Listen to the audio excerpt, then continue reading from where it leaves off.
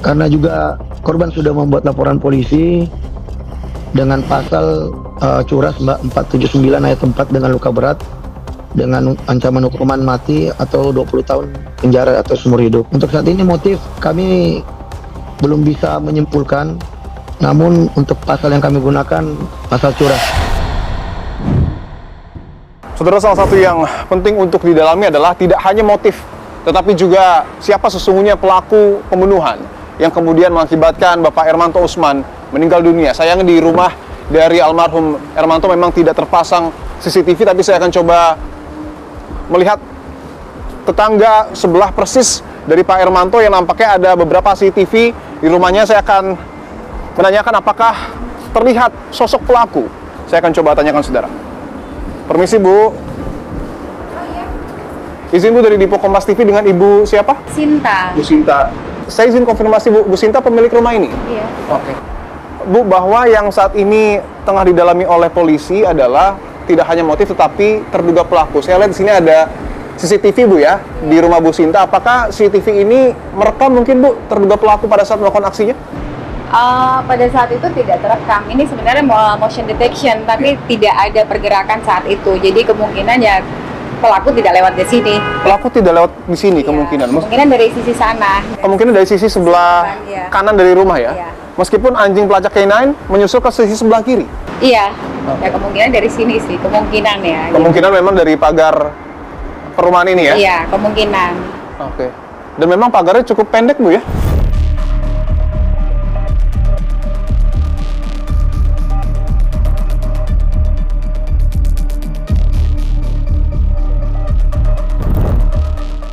Selain melakukan olah TKP saudara, tetapi polisi juga melakukan pelacakan dengan menggunakan anjing pelacak K9.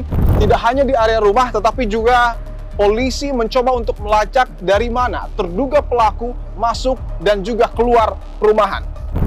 Jalan ini adalah jalan yang dilalui oleh anjing pelacak K9 dan bisa dilihat ya, ini ada satu dinding ataupun tembok dari perumahan yang memang secara ketinggian ini berbeda dengan tembok di sisi lainnya, yang artinya cukup memudahkan untuk seseorang masuk ataupun keluar dari area perumahan.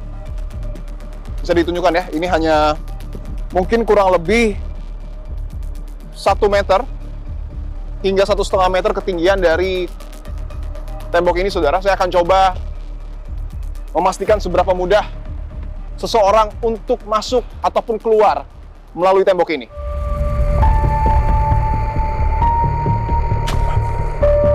Dan sangat mudah sekali saudara untuk melewati tembok yang hanya memiliki ketinggian kurang lebih 1 meter ini.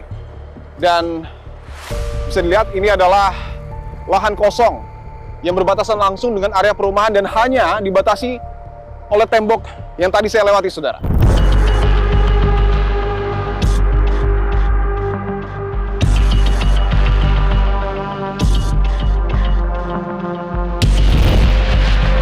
Dan ya,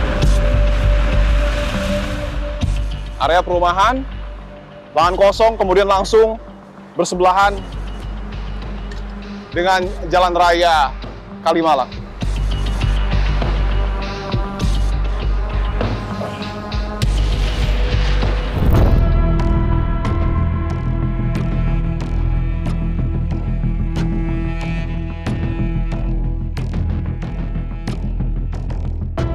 Setelah anjing pelacak menyusuri lahan kosong yang berbatasan langsung dengan area perumahan untuk mencium aroma terduga pelaku masuk dan keluar area perumahan, anjing pelacak tersebut langsung menuju ke salah satu bangunan yang hanya berjarak 20 hingga 30 meter dari rumah korban, saudara. Bisa dilihat ya, jelas sekali rumah korban terpantau dari Jalan Raya Kalimalang.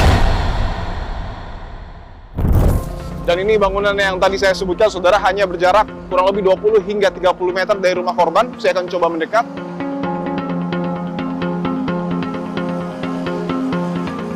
Informasi yang saya peroleh bahwa sebelumnya area ini adalah area cuci kendaraan, tetapi saat ini digunakan untuk menyimpan rongsokan, saudara.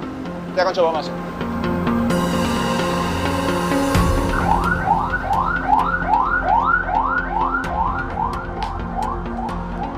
Misi. Pak.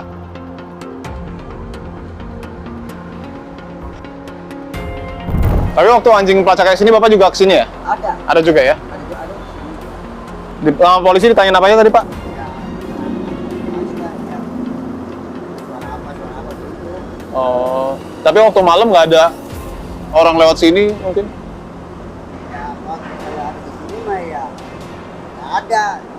Kalau ada mulung ya, Iya. belum keluar tahu. Oh, Kan banyak yang ditinggal sama saya. emang tempat rongsok ya, Pak? Iya.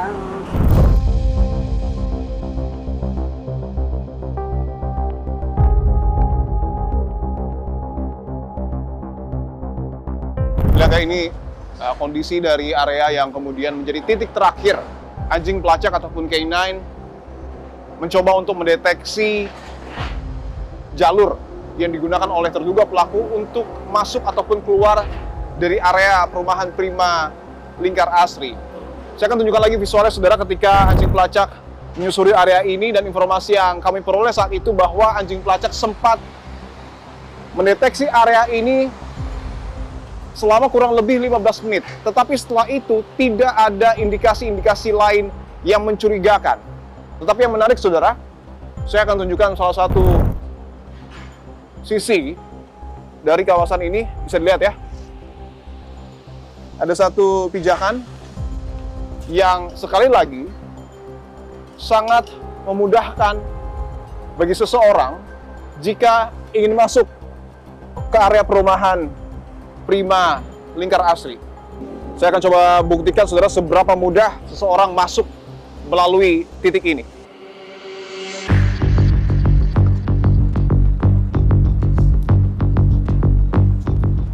Sini ada pijakan ya.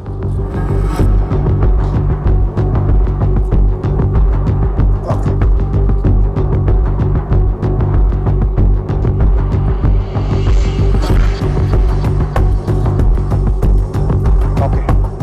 Dan saya sudah langsung berada di area perumahan Prima Lingkar Asri, dan bisa ditunjukkan itu adalah rumah milik Bapak Ermanto Usman yang ditemukan tewas meninggal dunia di sepertiga malam di bulan suci Ramadan.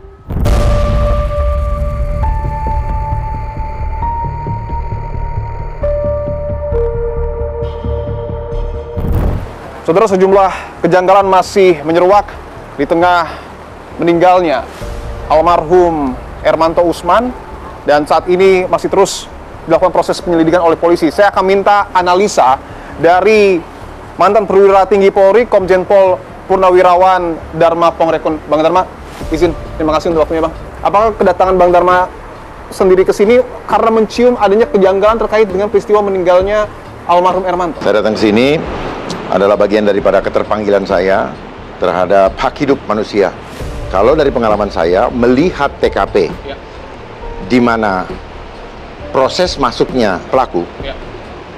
ke dalam rumah, terus proses masuknya tanpa ada kerusakan sedikit pun. Tanpa ada kerusakan. Tanpa ada kerusakan. Meskipun di jendela sebelah itu sana bukan kerusakan. bukan kerusakan. Mungkin Itu bisa bukan. kita lihat ya. Iya. Oke, saya akan tunjukkan dengan Itu bukan kerusakan. Bang Dharma Pongrekun. Di sini ada satu titik, Bang. Atau mungkin Jangan gesekan. dipegang, jangan. Itu bukan kerusakan. Ini bukan kerusakan. Bukan, itu namanya gesekan doang.